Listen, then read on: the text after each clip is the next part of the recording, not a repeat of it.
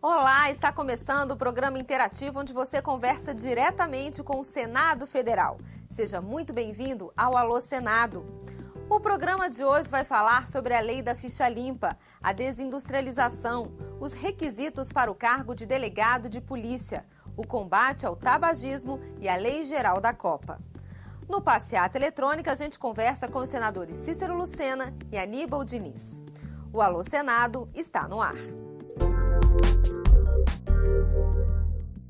Como funciona a lei da ficha limpa? Essa pergunta pequena no tamanho, mas de grande importância para todo brasileiro, foi enviada pelo Pedro Lima, lá de Itapevi, em São Paulo. E foi respondida pelo senador Pedro Táxi.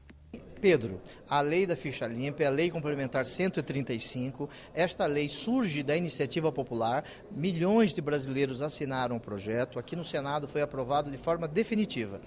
E o Supremo Tribunal Federal entendeu neste ano que esta lei produzirá efeitos para a eleição de 2012.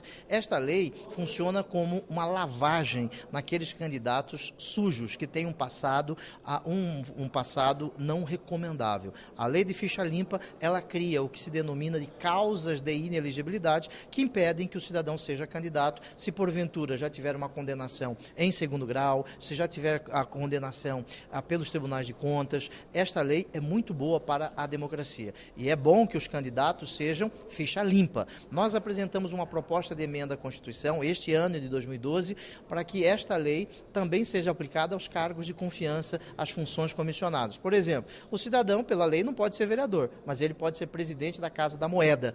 Isso não é bom, porque nós vamos colocar um dos irmãos Metralha para tomar conta do cofre do tio Patinhas. Isso não é bom. Daí, a lei da ficha limpa também deve ser aplicada aos cargos comissionados, às funções de confiança.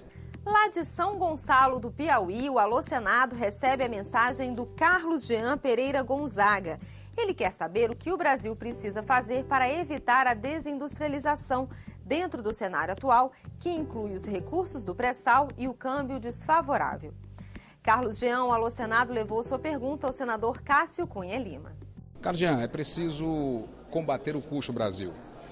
O Brasil conseguiu construir a sua democracia, construiu sua estabilidade econômica, estamos agora avançando nas questões sociais, mas temos que repensar o modelo de Estado. O custo de produção no Brasil é elevadíssimo. Nós perdemos competitividade por falta de infraestrutura, por uma carga tributária crescente que desestimula o emprego, que desestimula a produção. Enquanto não houver esse salto para a modernidade com a gestão competitiva, com a gestão moderna, com um Estado menos inchado, é inadmissível um país como o nosso, com 38 ministérios. Só no momento em que a sociedade como um toda perceber que não é mais possível bancar esse custo de um Estado ineficiente e dispendioso, que nós vamos combater esse custo Brasil, vamos combater em consequência a desindustrialização e gerar mais empregos no nosso país. Investigando as redes sociais dos parlamentares, o Passeata Eletrônica se deparou com 2 senadores e um tema em comum. É isso que a gente vai ver agora com os senadores Aníbal Diniz e Cícero Lucena. Eu, particularmente, que tenho um volume bastante razoável de seguidores, mais de 12 mil seguidores, tenho recebido, por exemplo, recentemente a questão a nível nacional da PEC 5, onde trata da aposentadoria por invalidez no serviço público, até porque eu estou me propondo a apresentar um projeto semelhante ao do funcionário público, também para o trabalhador da iniciativa privada, que estamos debatendo no sentido de apresentar a garantia a esse trabalhador da iniciativa privada. Então é um tema a nível nacional que mais está circulando no Twitter, em particular em relação a mim. Olha, na realidade não tem assim uma quantificação nem qualificação dos temas que são propostos, mas um tema que me salta à mente rapidamente é a PEC número 5, aquela que garantiu a aposentadoria com salário integral para as pessoas com deficiência, né? As pessoas que se tornam inválidas. Essa PEC número 5 foi a que eu recebi o maior número de contribuições de internautas mandando mensagem pelo Twitter pedindo apoio para a sua aprovação. Graças a Deus ela foi aprovada e já foi sancionada pelo Congresso Nacional e uma prova de que a mobilização pelo Twitter começa a surtir efeito e é algo muito interessante nesse processo de democratização que nós estamos vivendo e de absoluta transparência dos procedimentos e acesso das pessoas a quem decide com suas opiniões, com suas sugestões. Eu queria perguntar o seguinte: o que os senadores acham da Lei Geral da Copa que está sendo votada e em relação ao princípio da soberania nacional, porque essa discussão tem levantado tantas polêmicas e, infelizmente, a gente não sabe se vai prevalecer a soberania nacional ou se vai prevalecer o interesse econômico e capital das empresas que patrocinam o evento. Eu digo a minha posição. Eu acho que nós temos aqui uma lei no Brasil que é o Estatuto do Torcedor.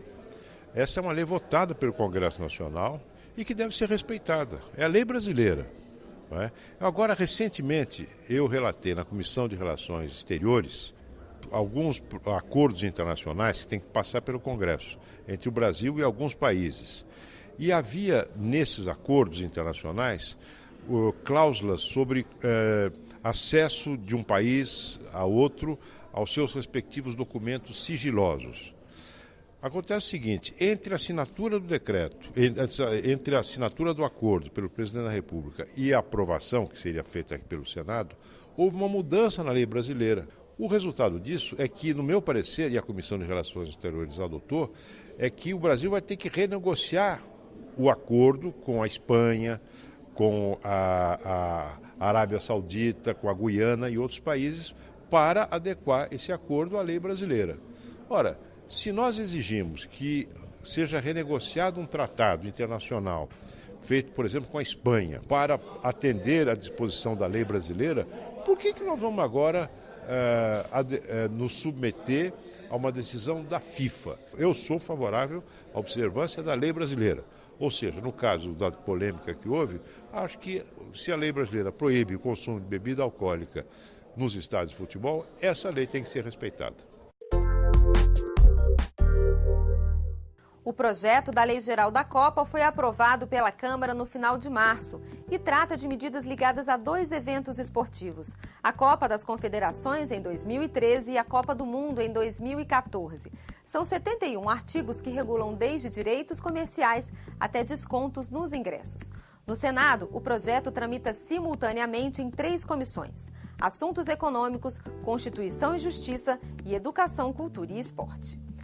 E lá de Itiúba, na Bahia, o Edmundo Sintra de Lima quer saber o porquê de se exigir graduação em Direito para quem quer ser delegado de polícia. O Edmundo questiona se isso não seria uma forma de discriminação. Isso porque, na opinião dele, a experiência e o conhecimento na área são suficientes para o exercício desse cargo. Edmundo, quem responde a sua mensagem é o senador Álvaro Dias. Olha, até mesmo os que não são graduados exercem a função em circunstâncias especiais quando há falta de profissionais concursados. Agora, a legislação exige a graduação para a participação do concurso público. Esta é a questão. Nós temos uma legislação que deve ser respeitada. O cargo de delegado é um cargo técnico, qualificado e que se exige formação superior. Por isso, infelizmente, não há o que fazer em relação a essa questão. O Alô Senado não existe sem as suas mensagens. Participe, mande para a gente a sua pergunta ou sugestão. Por telefone, o número é o 0800 61 22 11. Pela internet, envie sua mensagem escrita pelo www.senado.gov.br/tv. Para mandar o seu vídeo, o endereço é www.senado.gov.br/alôsenado. E lá do Rio de Janeiro, quem participa do Alô Senado mais uma vez é o Carlos Eduardo de Carvalho. Ele anda preocupado com a forma como o Brasil vem combatendo o tabagismo. Na opinião do Carlos, aumentar os impostos sobre a indústria do tabaco não é suficiente, já que não afeta o tráfico de cigarros. Para ele, é preciso trabalhar nas fronteiras, combatendo o contrabando e, ao mesmo tempo, investir na conscientização da população. Será que os senadores concordam com essa opinião? Com a palavra, o senador Mozarildo Cavalcante. Em parte, sim, mas nós temos que ver que o Brasil é um dos países que tem um número melhor de redução de fumantes, inclusive talvez pelos rigores da lei, inclusive proibindo o fumo em restaurantes, em ambientes fechados e inclusive colocando nas carteiras de cigarro aquelas mensagens muito claras, inclusive com imagens sobre isso. Tem dado efeito. Agora eu concordo que realmente as nossas fronteiras elas são escancaradas, elas são desprotegidas e com isso a entrada de cigarros, de drogas, por elas é muito fácil. Então o governo tem também que avançar nesse ponto. E nesse particular, eu sou presidente da subcomissão permanente da Amazônia e da faixa de fronteira, é um tema que nós temos combatido. Eu acho que a sugestão das fronteiras complementa o que já vem sendo feito. Acho que o Brasil está no caminho certo, na informação. Aliás, se você comparar propaganda de bebida com propaganda de cigarro, você vai ver que nós precisamos avançar no que tange a combater a questão do alcoolismo. E o Alô Senado de hoje fica por aqui. Continue ligado na gente e não deixe de mandar as suas mensagens. A gente se vê na semana que vem. Até lá!